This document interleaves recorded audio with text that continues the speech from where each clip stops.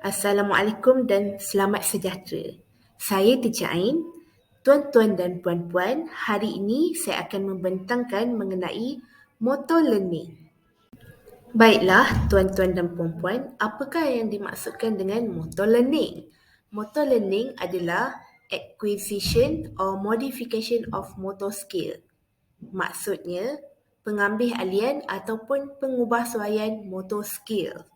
Di dalam motor learning, kita akan mempelajari mengenai transfer of learning, sequencing and adapting tasks, practice levels and type, error-based learning dan juga types of feedback. Okey parent, mari kita bincangkan mengenai transfer of learning, peralihan pembelajaran. Apa itu transfer of learning? Ini bermaksud anak tu dia akan gunakan apa yang dia belajar dekat pusat terapi sewaktu intervention. Dia akan gunakan apa yang dia belajar tu kepada situasi sebenar, situasi dalam kehidupan seharian dia. Okey, setiap kali occupational therapy membuat rawatan terhadap anak tu, goal dia satu je, harap anak tu dapat transfer, dapat gunakan apa yang dia belajar dekat pusat terapi di dalam kehidupan seharian anak tu. Jadi di sini anak tu akan lebih senang transfer task dia, alihkan task dia apabila dia dapat praktis, dapat berlatih dalam kehidupan seharian dia. Berbanding berlatih dalam klinik setting, jadi di sini terapi akan digalakkan untuk membuat latihan, mula buat latihan dekat klinik dulu. Kemudian kalau ada masa kelapangan, terapi boleh cuba adakan latihan ataupun bincang dengan parent supaya adakan latihan dekat dalam real life, dekat dalam situasi yang sebenar, kehidupan seharian yang sebenar. Okey? Lagi satu, motor skill dengan komponen yang sama lebih senang untuk ditransfer berbanding motor skill yang berlainan komponen. Contohnya, anak tu dia dah berjaya belajar membaling bola. Jadi sekarang dia pentas dia nak kena baling bean bag pula. Jadi bila dia dah berjaya baling bola, dia akan lebih senang untuk berjaya juga di dalam baling bean bag. Baiklah parent, sekarang kita akan pergi kepada topik yang seterusnya iaitu sequencing and adapting task. Okey, di bawah sequencing and adapting task, yang pertama kita ada discrete versus continuous. Discrete ni bermaksud task yang tunggal versus task yang berterusan. Okey, discrete tasks are easier to accomplish than continuous tasks. Biasanya task yang tunggal, yang satu task je lebih senang untuk anak selesaikan berbanding task yang berterusan. Contohnya, task yang tunggal seperti jump over rope satu kali. Anak tu perlu lompat tali satu kali je. Ia lebih senang untuk anak tu buat berbanding continuous task di mana anak tu perlu lompat tali banyak kali. Okey, subtopik yang kedua under sequencing and adapting task adalah unimanual versus bimanual. Unimanual movement task often mastered before bimanual movement task. Okey, untuk pergerakan unimanual, biasanya kita akan gunakan satu tangan saja. Sementara untuk pergerakan bimanual, kita akan gunakan dua tangan. Jadi pergerakan yang satu tangan ni biasanya anak kita akan dapat kuasai dulu. Kemudian baru dia akan kuasai pergerakan yang menggunakan dua tangan. Contoh pergerakan unimanual adalah grab toy in one hand. Anak kita dia dapat grasp, dapat genggam, dapat pegang toy dalam satu tangan dengan menggunakan satu tangan, sebelah tangan dia. Kemudian lepas dia dapat kuasai pergerakan jenis satu tangan ni, barulah dia akan belajar guna bimanual. Dia akan grab toy with two hands. Akan mula belajar grabs, genggam ataupun pegang toy dengan menggunakan kedua-dua belah tangan dia pula. Parent, let's we talk about stationary versus dynamic. Okey, stationary itu adalah objek yang tidak bergerak, yang kaku, sementara dynamic adalah objek yang bergerak. Okey, biasanya anak kita dia akan ada skill untuk memanipulasi objek yang kaku dulu, yang tak bergerak dulu. Kemudian baru dia akan develop skill untuk memanipulasi objek yang bergerak.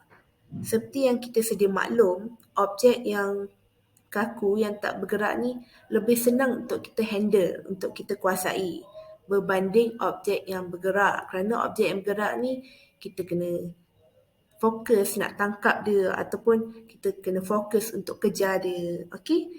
Jadi di sini suka saya beri contoh, satu contoh untuk stationary task. Contoh budak tu kita boleh suruh dia hold toy, pegang permainan. Sementara untuk dynamic task kita boleh bagi suruh dia catch a moving ball, tangkap bola, task untuk tangkap bola. Okey.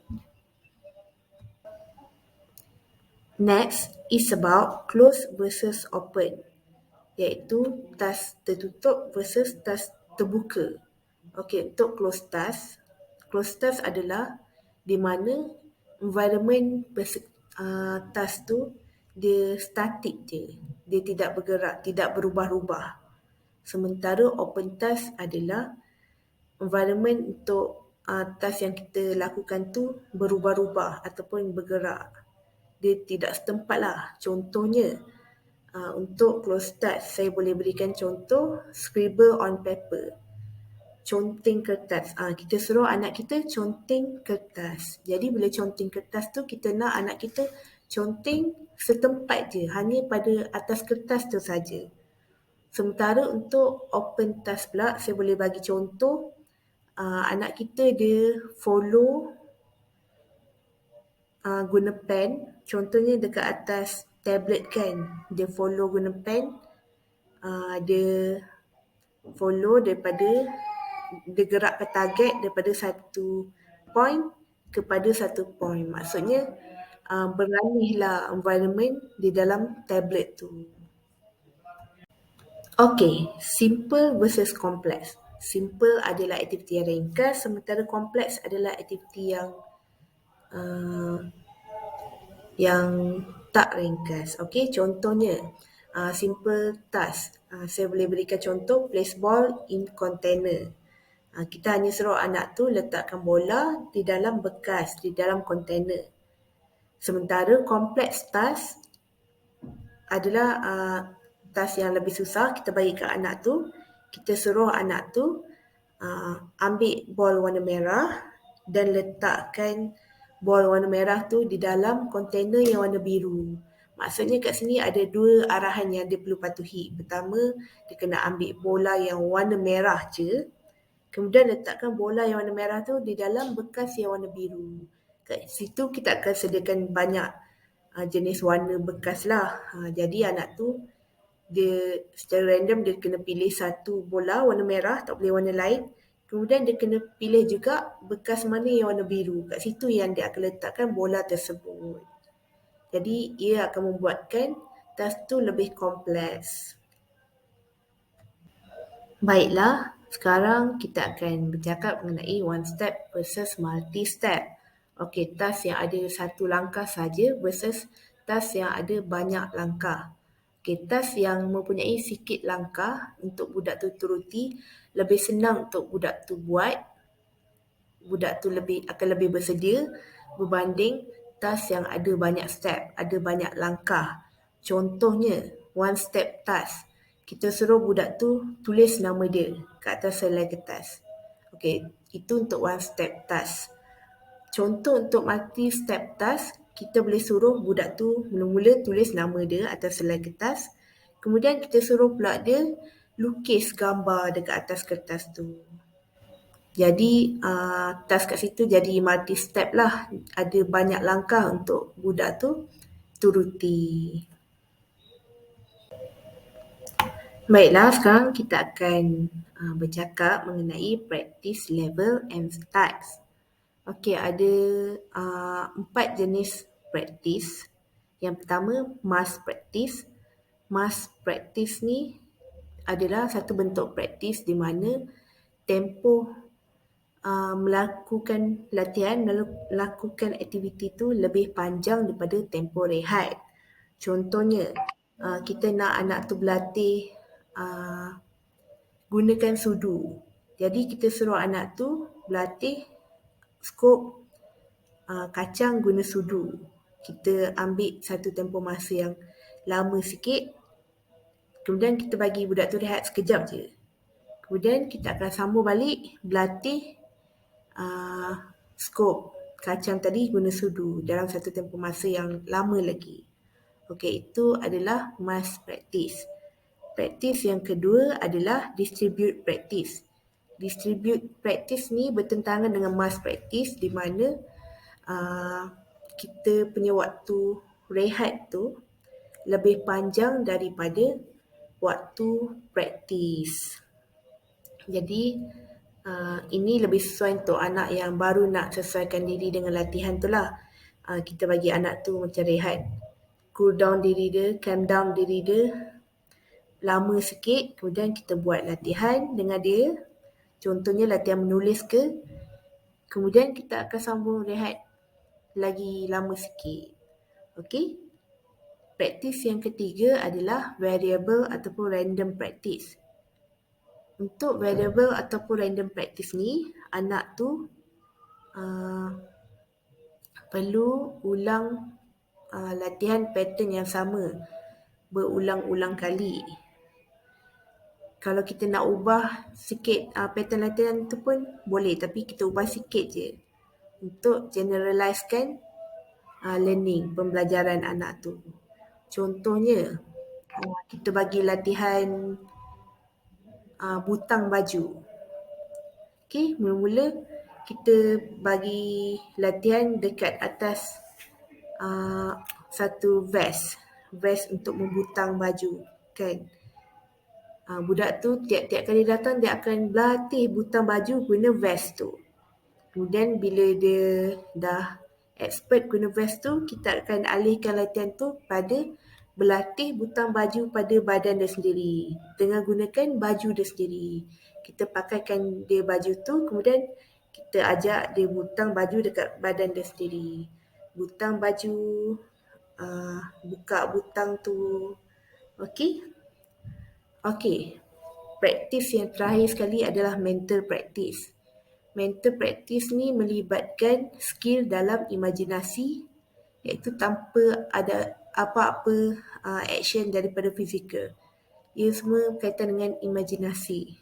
Jadi, contoh mental practice ni adalah macam role playing, macam main aktiviti lakonan, kan, main mak-mak macam tu, watching a video, tengok video, ataupun imagining. Selalu memang role play lah. Budak tu dia berimajinasi untuk, macam contoh untuk bawa kereta, ataupun dia berimajinasi dia jadi cikgu dekat sekolah, dia mengajar. Okey? Okey, teknik pembelajaran yang seterusnya adalah error-based learning. Belajar melalui kesilapan. Okey, kanak-kanak mereka sebenarnya boleh belajar apa-apa jenis pergerakan dengan teknik belajar melalui kesilapan. Mereka buat aktiviti fizikal tu, kemudian mereka tersalah buat dan mereka akan cuba ataupun diperbetulkan oleh guru mereka sendiri untuk self-correcting, untuk perbetulkan dirilah. Jadi, terapi ataupun clinician sometimes, kadang-kadang perlu benarkan anak tu untuk buat satu task melebihi kemampuan anak tu, supaya anak tu dia boleh buat silap dan dia boleh belajar daripada kesilapan tersebut, dengan syarat terapi kena bantulah untuk perbetulkan kesilapan anak tu. Okey, children dengan disabilities juga perlu belajar untuk adapt dengan task yang baru, benda yang baru. benda yang unexpected supaya mereka tidak berada dalam zon selesa dan mereka belajar benda baru, berani untuk mencuba belajar benda baru. Okey, error-based learning ni juga akan menggalakkan anak-anak tu untuk explore, untuk adjust pergerakan dan untuk menilai reaksi mereka sendiri. Jadi ini akan bantu mereka untuk mempelajari dan juga untuk makin memperhalusi skill motor mereka. Baiklah, tuan-tuan dan puan-puan, teknik pembelajaran motor learning yang terakhir sekali adalah melalui feedback. Terdapat 6 jenis feedback. Mari kita lihat satu persatu jenis-jenis feedback yang ada. Okey, yang pertama adalah intrinsic feedback. Intrinsic feedback ni adalah feedback dalaman. Okey, intrinsic feedback ni dia berasal daripada feedback yang berasal daripada dalam diri anak tu sendiri. Jadi, intrinsic feedback ni dia akan membenarkan anak tu untuk self-correct, untuk betulkan diri dia sendiri. Jadi, feedback jenis yang macam ni paling berkesan untuk mengekalkan motor performance ya. Intrinsic feedback mungkin dapat kita lihat menerusi exploration anak tu. Terapi dia akan sediakan satu environment, satu situasi di mana anak tu dia akan lalui latihan tu. Jadi terapi akan benarkan anak tu untuk explore sendiri. Bila anak tu explore sendiri, dia mesti akan buat silap kan. Jadi dia akan belajar daripada kesilapan. Dia akan perbetulkan kesilapan dia dengan syarat terapi kena tolonglah dia perbetulkan kesilapan dia. Okay. Yang kedua adalah extrinsic feedback. Extrinsic feedback adalah feedback luaran. Jadi kanak-kanak perlukan extrinsic feedback pada stage awal motor skill development. Terapi dia akan berikan anak tu extrinsic feedback sebagai guidance, sebagai panduan secara verbal ataupun secara fizikal. Okey, yang ketiga adalah demonstrative feedback. Demonstrative feedback ni adalah terapi bagi feedback secara modeling ataupun secara imitating movement.